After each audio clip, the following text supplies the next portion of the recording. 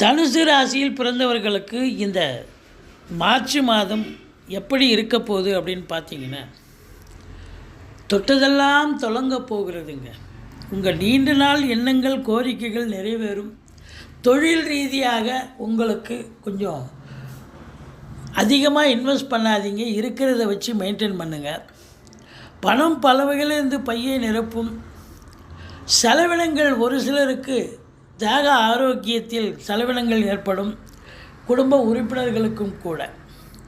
ஏன்னா 12ஆம் இடம் குரு சனி பார்வையில் இருக்கிறதால தூக்கம் வராது, வேலைக்கு உண்ண மாட்டீங்க, டென்ஷனாக இருப்பீங்க.